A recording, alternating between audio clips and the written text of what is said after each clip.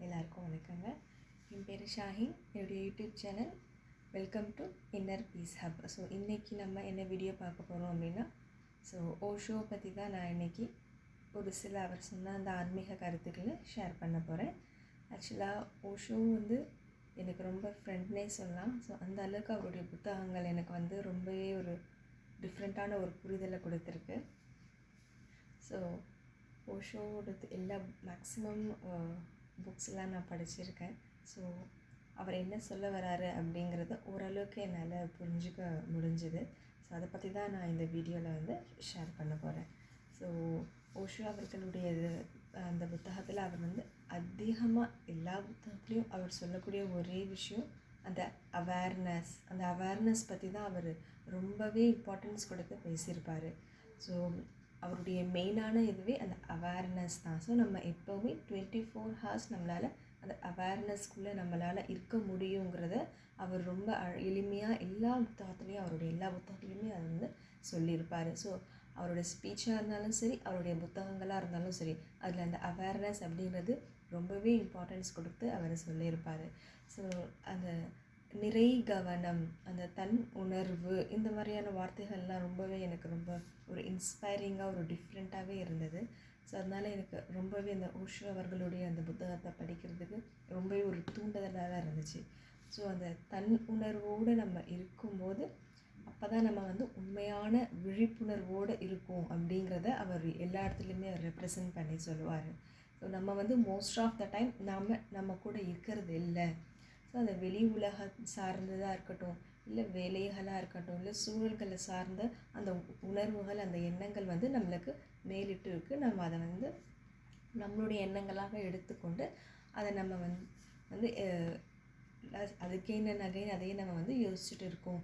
So இப்போ நடக்கிறதா இருந்தாலுமே சரி, சாப்பிட்றதா இருந்தாலுமே சரி, அந்த மைண்ட்ஃபுல்னஸ் அப்படிங்கிறது நம்ம நிறைய நம்மளையே அறியாமல் அந்த தவற விட்டுட்ருக்கோம் அப்படிங்கிறத ரொம்பவே இம்பார்ட்டன்ஸ் கொடுத்து அவர் சொல்லியிருப்பார்.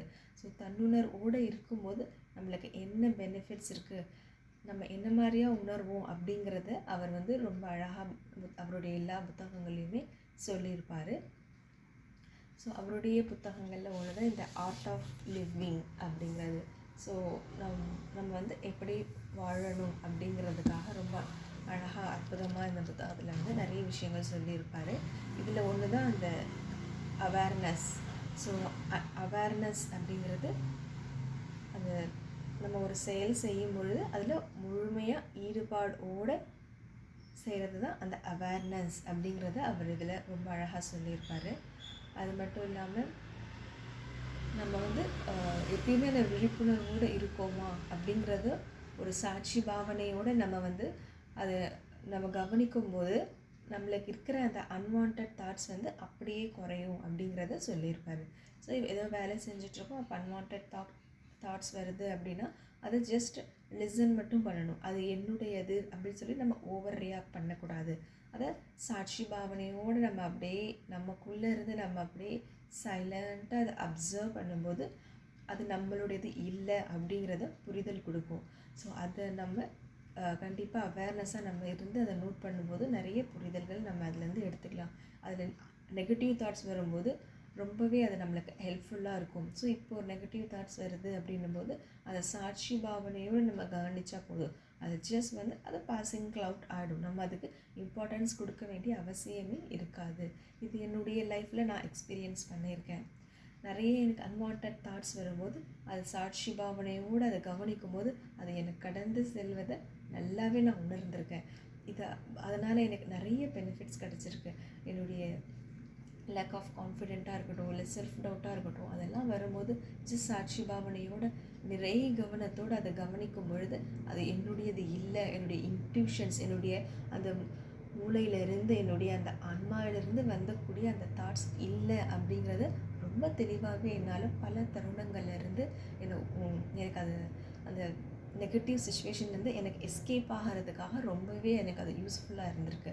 ஸோ ஓஷோ அவர்கள்கிட்டேருந்து நான் கற்றுக்கிட்ட அந்த விஷயம் அந்த தன் உணர்வு, செல்ஃப் அவேர்னஸ் அப்படிங்கிற நிறை கவனம் அப்படிங்கிற வார்த்தைகள்லாம் ரொம்ப அழகாக அவர் பயன்படுத்தியிருப்பார். ஸோ அதெல்லாம் எப்பயுமே நான் அதை மனசில் வச்சுப்பேன். இப்போ அந்த பிளான்ஸ் இருக்குது, ஃபார் எக்ஸாம்பிள் பிளான்ஸ் இருக்குது, அது அந்த காற்றுனால அந்த பிளான்ஸ் வந்து ரஸ்லிங் ஆகிட்டுருக்கு அப்படிங்கும்போது அந்த ஆடுற அந்த இலையாக இருக்கட்டும் இல்லை கிளைகளாக இருக்கட்டும், ஸோ அதை நிறைய கவனத்தோடு அந்த பேக்கெண்டில் எந்த தாட்ஸும் இல்லாமல் அதை நிறைய கவனத்தோடு நம்ம அதை ஃபோக்கஸ் பண்ணுறோமா அப்படிங்கிறது நமக்குள்ள ஒரு கேள்விக்குறியாக தான் இருக்கும். நிச்சயமாக நம்மளால் அதை ஃபோக்கஸ் பண்ண முடியாது. அப்போ தான் நம்மளுக்கு அன்வான்ட் தாட்ஸ் வந்து ரைஸ் ஆகிட்டே இருக்கும். ஸோ எப்போ நம்ம எந்த ஒரு தாட்ஸும் இல்லாமல் அந்த நிறைய கவனத்தோடு நம்ம அந்த ட்ரீஸையோ இல்லை பேர்ட்ஸையோ இல்லை எந்த ஒரு செயலாக இருந்தாலும் ரொம்ப கான்சென்ட்ரேஷன் பார்க்குறோம், நம்மளால் பார்க்க முடியுதுன்னா அன்றைக்கி தான் நம்ம அந்த ஆன்மாவின்ற தரத்துலேருந்து நம்ம பார்க்குறோம் அப்படிங்கிற ஒரு புரிதல் கிடைக்கும் அப்படிங்கிறது ரொம்ப அழகாக சொல்லியிருப்பார். ஸோ நம்ம நிறைய தருணங்களில் நம்ம மறந்துட்டு அந்த எண்ணங்களோட தேவையற்ற இழக்குரிய அந்த எண்ணங்களோடு நம்ம சேர்ந்து வாழ்ந்து அதுதான் நாம் அப்படிங்கிற ஒரு நிலைக்கு நம்ம வந்துடுறோம், அந்த நிலைக்கு நம்ம தள்ளப்பட்டுடுறோம் அப்படிங்கிறது இதில் சொல்லியிருப்பார். இந்த frustration, anxiety, fear, anger, so இந்த மாதிரியான விஷயங்கள் எல்லாமே இந்த அன்வான்ட் தாட்ஸ்லேருந்து தான் நம்மளுக்கு ரைஸ் ஆகுது. ஸோ நம்ம ஆன்மா சரி அது எப்பவுமே அந்த தன்னுணர்வோடு இருக்கத்தான் விரும்புது. ஸோ தன் உணர்வோடு இருக்கிறது தான் ஒரு மனிதனுடைய இயல்பே. பட் இந்த மனதை நம்ம அதனுடைய போக்கில் விட்டுறதுனால நம்மளுடைய கட்டமைப்புக்குள்ளே அதை வராமல் அது நிறைய தேவையில்லாத ஒரு விஷயங்களை உள்ளே புகுத்திடுது அப்படிங்கிறத ரொம்ப அழகாக சொல்லியிருப்பார். ஸோ ஆர்ட் ஆஃப் லிவிங் அப்படிங்கிறது இந்த புத்தகத்தில் நிறைய ஒரு கான்செப்டாகவே அவர் சொல்லியிருப்பார். நிறைய விஷயங்கள் இதில் கொடுத்துருப்பாரு. பட் நான் அதில் அவேர்னஸ், அந்த நிறை கவனம் மட்டும்தான் நான் இதில் எடுத்து சொல்லியிருக்கேன். அதை தவிர்த்து நிறைய விஷயங்கள் இன்னும் இந்த புத்தகத்தில் இருக்குது. So non-violence, non-possessiveness, non-theft, non-desires, transcendental of animal heritage, violence or non-violence, we are free to choose. So இந்த மாதிரியான நிறைய விஷயங்கள் இந்த புத்தகத்தில் கொடுத்துருக்காங்க. ஸோ அதெல்லாம் இன்னும் இன்டெப்த்தாக படிச்சுட்டு நான் செல்ஃப் ரியலைசேஷன் பண்ணிவிட்டு அதுக்கப்புறம் வரக்கூடிய நெக்ஸ்ட் வீடியோஸில் நான் ஷேர் பண்ணுறேன். இதில் அந்த அவேர்னஸ் பற்றி மட்டும்தான் நான் இப்போது இல்லை ஷேர் பண்ணியிருக்கேன். அது மட்டும் இல்லாமல் அவர் சொல்லுடைய இன்னொரு விஷயம் என்ன அப்படின்னா, நம்ம பேசக்கூடிய பேச்சாக இருக்கட்டும், நம்ம ரியாக்ட் பண்ணுறதா இருக்கட்டும், எந்த ஒரு சந்தர்ப்ப சூழ்நிலையுமே அது நம்மக்கிட்டேருந்து வந்ததாக இருக்காது. நீங்கள் அதை அவேர்னஸ் பண்ணும்போது உங்களுக்கு அது புரிதல் கிடைக்கும். இதை நான் என்னுடைய லைஃப்பில் நிறைய டைம் ரியலைஸ் பண்ணியிருக்கேன். ஒரு விஷயத்தில் நம்ம எப்படி ரியாக்ட் பண்ணணுங்கிறது தெரியாது. அப்போ நம்ம இந்த பாஸ்ட் எக்ஸ்பீரியன்ஸ்க்கு போவோம், இல்லை வேறு ஏதாவது அந்த மாதிரி நிகழ்வுகளில் வேறு யாராவது ஃபேஸ் பண்ணியிருக்காங்களா அப்படிங்கிறத ஆட்டோமேட்டிக்காக சப்கான்ஷியஸ் மைண்டில் நம்மளுக்கு அதை கொண்டு போகும். அவங்க இந்த சுச்சுவேஷனில் இப்படி தான் ரியாக்ட் பண்ணாங்க, அப்போ இப்படி தான் நானும் ரியாக்ட் பண்ணுவேன் அப்படிங்கிறது நம்மளோட சப்கான்ஷியஸ் மைண்டில் ஆட்டோமேட்டிக்காக அதை போய்ட்டு ஸ்டோர் ஆகிக்கிறதுனால சுச்சுவேஷன்ஸை நம்மளாக அந்த நம்மளுடைய ஆன்ம தரத்துலேருந்து நம்ம டிசைட் பண்ணுறதுங்கிறது கிடையாது. பல தருணங்களில் பிறர் பேசுகிற வார்த்தைகளாக இருக்கட்டும், பிறர் ஃபேஸ் பண்ண அந்த சந்தர்ப்ப சூழ்நிலைகளாக இருக்கட்டும், அதையே நம்ம எடுத்து காப்பி பண்ணிக்கிட்டு நம்மளுடைய லைஃப்பில் நம்ம அந்த மாதிரி லீட் பண்ணி எடுத்துகிட்டு போகிறோம் அப்படிங்கிறத இவர் சொல்லுவார். ஆக்சுவலாக இந்த விஷயத்த ரொம்ப நுணுக்கமாக இருந்து நம்ம சாட்சி பாவனையோட பல விஷயங்கள் நம்ம பேசுகிறதா இருந்தாலும் சரி, இல்லை நம்ம சுச்சுவேஷன்ஸை ஹேண்டில் பண்ணுறதா இருந்தாலுமே சரி, எல்லாமே சிலருடைய நம்ம அப்படியே காப்பி பண்ணியிருப்போம் அப்படிங்கிறது நம்மளுக்கே அப்புறம் தான் அந்த அவேர்னஸோடு இருக்கும்போது தான் நம்மளுக்கு அந்த புரிதல் கிடைக்கும். ஸோ இப்போ நான் அந்த சுச்சுவேஷன்ஸ் வரும்போது just take a deep breadth அந்த டேக் எ மூமெண்ட், அதுக்கப்புறம் தான் ரியாக்ட் பண்ணலாமா இல்லை வேண்டாமா அப்படிங்கிற நிறைய புரிதல் எனக்கு கிடைக்க ஆரம்பிச்சது. அதுக்கு முன்னாடிலாம் ஸோ பார்க்குற விஷயங்கள் நிறைய அன்வான்டாக பார்க்குற அந்த யூடியூப் விஷயங்கள், அதில் பார்த்து சப்கான்ஷியஸ் மைண்டில் உட்கார்ந்த அந்த விஷயங்கள், ஈவந்தோ சீரியல்ஸாக கூட இருக்கட்டுமே, அதெல்லாம் நம்மளுடைய அந்த சப்கான்ஷியஸ் மைண்டில் உட்காந்துட்டு அதெல்லாமே அதே மாதிரியான சுச்சுவேஷன்ஸ் நம்ம லைஃப்பில் ஃபேஸ் பண்ணும்போது நம்ம அந்த மாதிரி ஏற்கனவே நம்ம பார்த்த விஷயங்கள் அதெல்லாம் நம்ம செல்ஃப் ரியலைசேஷன் பண்ணாமல் அப்படியே அப்ளிகபிள் பண்ணிடுறதுனால லைஃப்பில் நிறையவே நம்மளுக்கு அந்த ப்ராப்ளம்ஸ் நம்ம அன்வான்டான ப்ராப்ளம்ஸ் நம்ம ஃபேஸ் பண்ண வேண்டியதுக்கு உள்ளாயிடுறோம் அப்படிங்கிறத ஓஷோ இதில் சொல்லியிருப்பார்.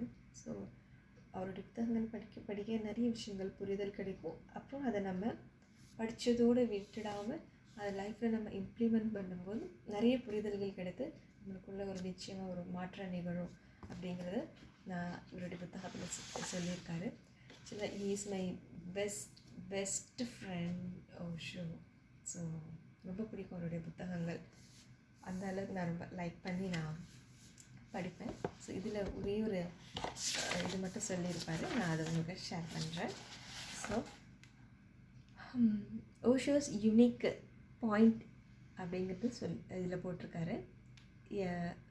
Meditator is neither a man நார் எ women because meditation has nothing to do with our body, neither does it have anything do with your body. In meditation you are simple and pure consciousness, and consciousness neither male or female. So அந்த pure கான்ஷியஸ்னஸில் நம்ம இருக்கும்போது நம்ம வந்து ஒரு நம்ம man R women அது ரெண்டுமே கடந்த ஒரு நிலையில் தான் நம்ம இருப்போம் அப்படிங்கிறத சொல்கிறாரு. ஸோ மெடிடேஷனுங்கிறது வேறு எதுவும் இல்லை, வேறு எதுவும் நம்ம உடம்புலையும் நம்மளுடைய மைண்ட்லேயும் அது நம்மளுக்கு எதுவும் மாற்றத்தை கொடுக்காது. அது நம்ம அவேர்னஸாக அந்த இருந்து நம்ம உணரும் பொழுது தான் அந்த ஆண் பெண் ரெண்டு நிலைகளையுமே கடந்துட்டு அந்த ஆத்ம நிலையிலேயே நம்ம இருப்போம். அப்போ அந்த புரிதல் டிஃப்ரெண்ட்டான ஒரு டிவைன் புரிதல் நம்மளுக்கு கிடைக்கும் அப்படிங்கிறது தான் இதில் ரொம்ப அழகாக இந்த புத்தகத்தில் ஃபஸ்ட்டு அவருடைய பேஜில் சொல்லியிருப்பார். ஸோ எனக்கு ஓஷோ அப்படி ரொம்பவே பிடிக்கும். அவருடைய புத்தகங்கள் படிச்சிட்ருக்கேன். ஸோ வரக்கூடிய வீடியோக்களில் இன்னும் நிறைய விஷயங்கள் அவரை பற்றி ஷேர் பண்ணுறேன். ரொம்ப நன்றிங்க. வாழ்க வளமுடன். தேங்க்யூ.